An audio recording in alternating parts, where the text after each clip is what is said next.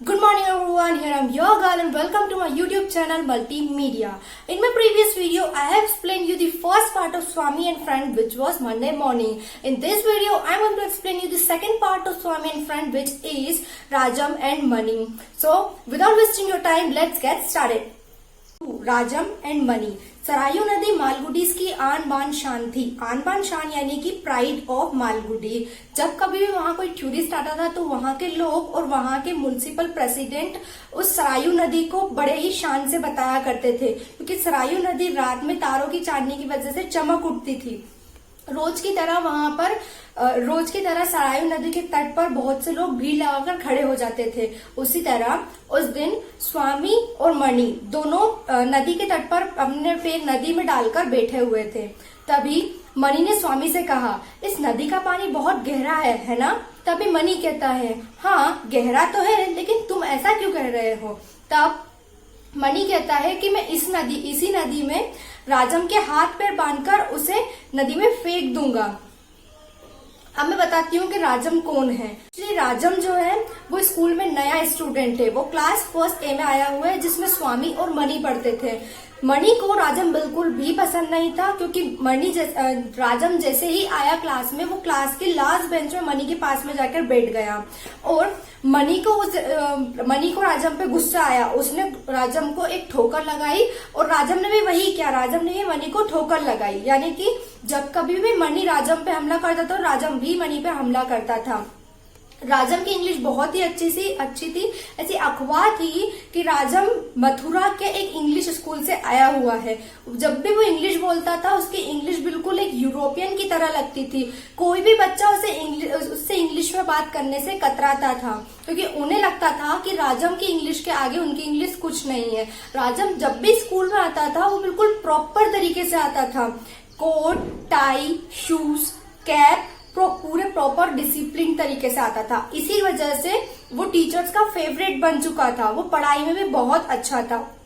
अब वो मणि को टक्कर दे रहा था। वो मणि के लिए खतरा बन चुका था और इसीलिए मणि उसे बिल्कुल भी पसंद नहीं करता था। और यही बात थी कि मणि स्वामी को कह रहा था कि वो राजम के हाथ पैर बांधकर उसे नदी में फेंक देगा।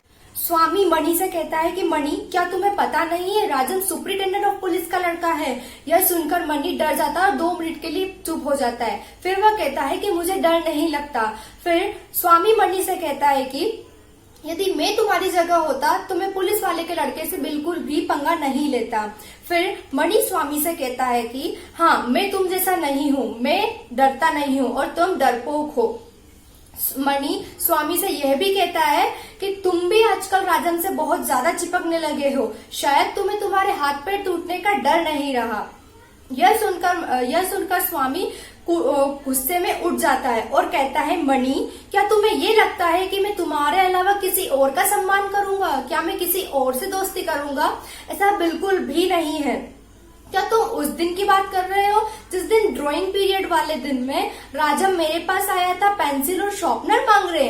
अरे उस दिन तो मैंने उसे मना ही कर दिया था कि मेरे पास पेंसिल और शार्पनर नहीं है। यदि तुम्हें जरूरत है तो तुम खुद जाकर दुकान से ले आओ।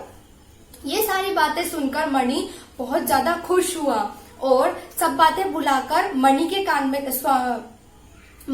स्वामी के कान में धीरे से जाकर कहता है कि क्या तुम वो सामान लाए हो जो मैंने तुमसे मंगाया था? लेकिन स्वामी बहुत उदास होकर कहता है कि नहीं, मैं वो सामान नहीं ला पाया क्योंकि मेरी माँ घर पर थी।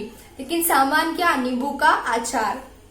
अब ये सारी बातें खत्म होती है और मणि स्वामी से कहता है कि अब तुम हम दोनों के बीच, राजम और मेरे बीच में कोड ऑफ कम्युनिकेशन का काम करोगे। यानी कि जो चीज मैं राजम को कहना चाहता हूँ वो तुम मेरे जरिए उससे कहकर आओगे। और स्वामी इस बात को हाँ कर देता है। अब अगले दिन स्वामी, मणि और राजम तीनों स्कूल में मिलते हैं। मणि और स्वामी क्लास की लास्ट बेंच पर जाकर बैठ जाते हैं और वो अपनी बुक खोलकर बैठते हैं, लेकिन उनका ध्यान कहीं और ही रहता है। अब मणि एक पेपर पर लिखता है, आर यू अ मैन? मतलब क्या तुम मर्द हो? और इसी पेज को स्वामी को देता है और कहता है कि यही पेज वो राजम को दे दे। स्वामी इस पेज को राजम को दे देता है। जब स्वामी इस पेज को पढ़ता है तो वो उसे पढ़ के फेंक देता है, अनदेखा कर देता है। फिर राजम और फिर मनी को गुस्सा आता है, वो दोबारा उसी पेज पर वही बात लिखता है और स्वामी को दे देता है। स्वामी दोबारा उसी चीज को राजम को दे देता है। इस बार राजम को बहुत गुस्सा आता है, वो गुस्से में उठता है और कहता है दुष्टों, बस यह कहकर वो बैठ जाता है। ये चीज टीचर सुन लेते हैं। टीचर आते हैं और स्वामी से कहते हैं, स्वामी खड़े हो और मुझे ये बताओ, क्या तुम्हें लिस्बन के बारे में पता है? लिस्बन क्या है, ये क्यों प्रसिद्ध है? तब स्वामी कहता है, हाँ मुझे पता है, लिस्बन स्पेन की राजधानी है, इसलिए ये बहुत फेमस है, ये प्रसिद्ध है। टीचर बहुत खुश होते हैं, वो अपनी मूंछों को ताव देते हैं और स्वामी से दूसरा सवाल करते हैं। स्वामी से दूसरा सवाल वो ये करते हैं कि इंडियन क्लाइमेट के बारे में तुम क्या जानते हो, मुझे बताओ। स्वामी बहुत ही गर्व के साथ कहता है, बहुत ही एक्साइटमेंट में कहता है कि इंडियन क्लाइमेट के बारे में मैं जानता हूँ। इंडियन क्लाइमेट ठंडी में ठंड और गर्मी में गर्म रहता है। यह सुनकर टीचर को बहुत गुस्सा आता है। वो गुस्से में कहते हैं कि उठो और जाकर अपनी डेस्क पे खड़े हो जाओ। लेकिन स्वामी को इस चीज पर बहुत प्रसन्नता होती है। स्वामी बहुत खुश होता है क्योंकि आज उसे मार खाने को नहीं मिली है। कि जब कभी टीचर को गुस्सा आता था तो वो उसे स्टिक से मारते थे, आज उसे मार खाने को नहीं मिली। टीचर दोबारा पढ़ाना स्टार्ट कर देते हैं। अब स्वामी ऊपर खड़ा खड़ा बोर होता है तो वो क्या करता है, ऊपर खड़े खड़े ही नीचे बैठे हुए बच्चों की गिनती लगाता है। कैसे? उनके टोपी के थ्रू वो बच्चों को डिफरेंशिएट करता है। वो देखता है कि नीचे बच्चों में से 4 लाल टोपियां थी, 25 गांधी टोपियां थी और 4 मखमली टोपियां थी। ऐसे उसने अपने स्कूल का टाइम खत्म कर लिया। स्कूल की छुट्टी होते ही वो तीनों डिसाइड करते हैं कि आज वो सरोवर नदी के तट पर मिलेंगे शाम को।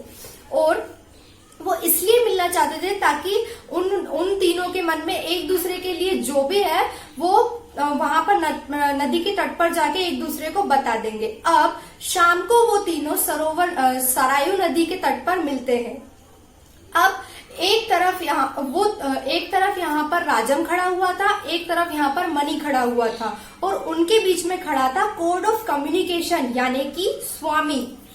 वो दोनों एक दूसरे के इतने करीब थे कि वो आराम से एक दूसरे की बात सुन सकते थे, लेकिन फिर भी उन्होंने बीच में कोड ऑफ कम्युनिकेशन यानी स्वामी को खड़ा कर रखा था।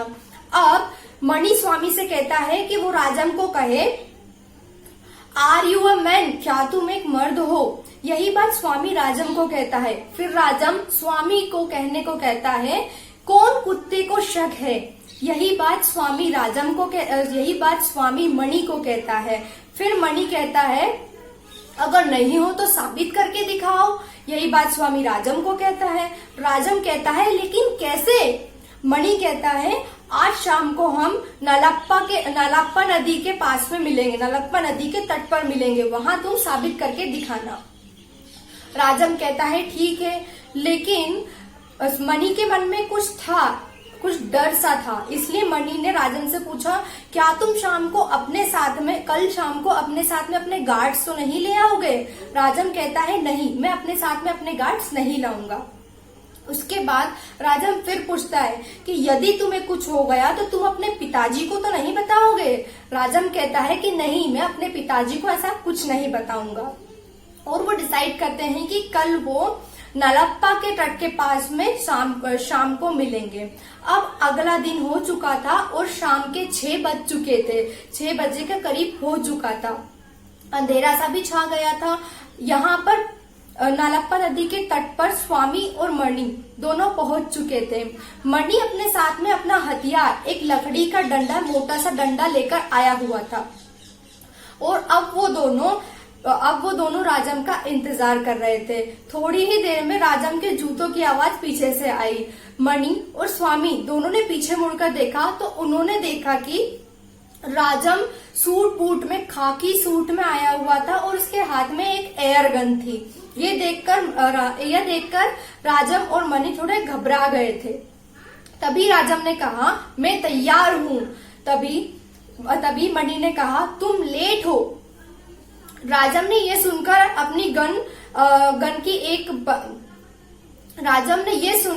अपनी गन हवा में फायर की। ये देखकर मणि बहुत घबरा गया। डर के राजम से कहता है कि हम तो हाथों से लड़ने वाले थे ना, फिर तुम हथियार क्यों लेकर आए हो? तुम अपनी गन क्यों लेकर आए हो? मेरे पास तो गन है ही नहीं। तभी राजम मणि से कहता है कि तुम भी तो हथियार लेकर आए हो। जब तुम हथियार लेकर आ सकते हो तो मैं क्यों नहीं लेकर आ सकता?